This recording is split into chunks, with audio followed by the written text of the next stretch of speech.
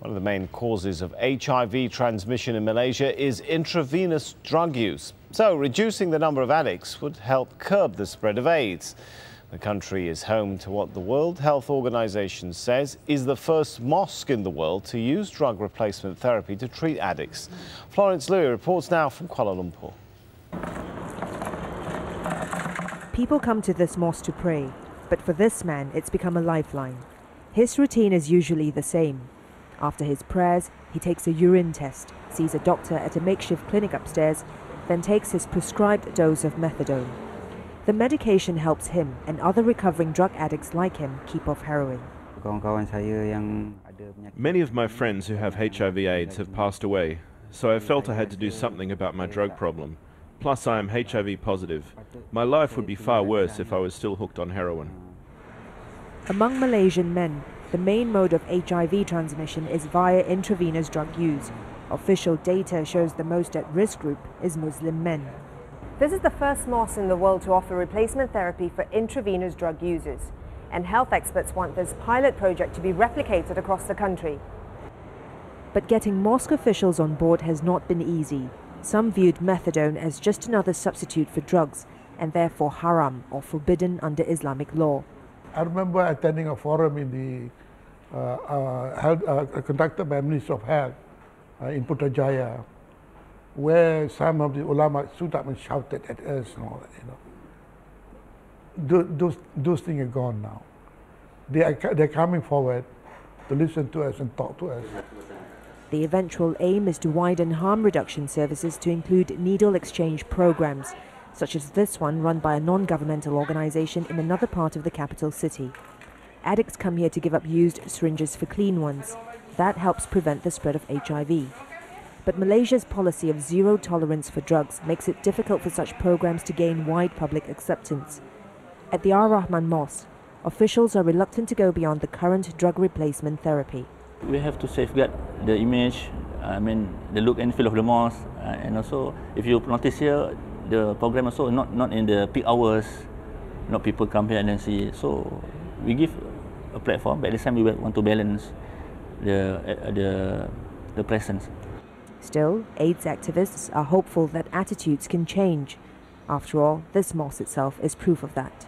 Florence Looi, Al-Jazeera, Kuala Lumpur.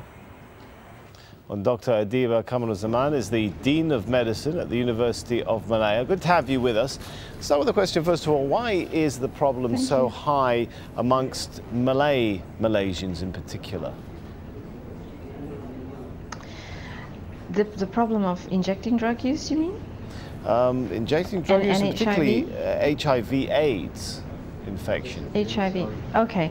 Well, HIV/AIDS infection in Malaysia was, initially seen and still continues to be seen amongst injecting drug users. And it's a $64 million question why injecting drug use is more common amongst Malays. I think it's a combination of, the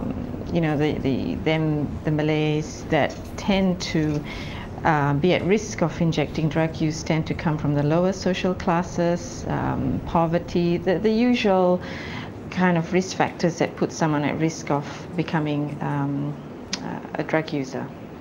And because we were late in instituting evidence-based harm reduction programs, hence HIV became much more common amongst injecting drug users and therefore Malays. Well, there's quite a body of opinion out there of what the solution would be. What do you think it is? Should it be better education, better programs, or some even are advocating decriminalization of drug use? Yeah, I personally think, and certainly there is evidence that all of the above is needed. I mean, there is no quick fix solution. Drug use is a very complex problem. It's a billion-dollar, trillion-dollar industry, and so it needs to be tackled from all angles. Certainly, education is important at schools, but also for out of school youth, and then there you need to find innovative ways to reach them.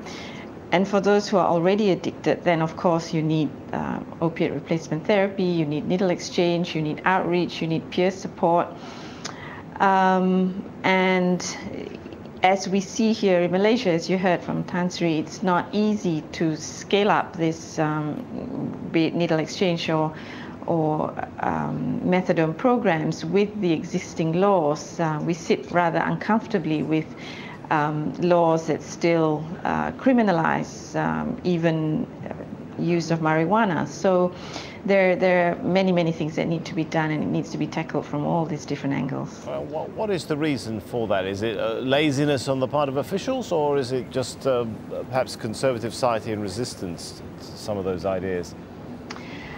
I think it's the latter. It's, you know, we've been rooted, the community and the public's been rooted in the idea that, you know, people who use drugs are criminals, are bad people, and therefore the way to deal with it is to lock them up, put them away. And the use of pragmatic, scientifically based methods has just only recently come about. Yeah. All right, we'll have to leave it there. Diva Kamalazaman, thanks for that. Well, a new report shows the Fukushima disaster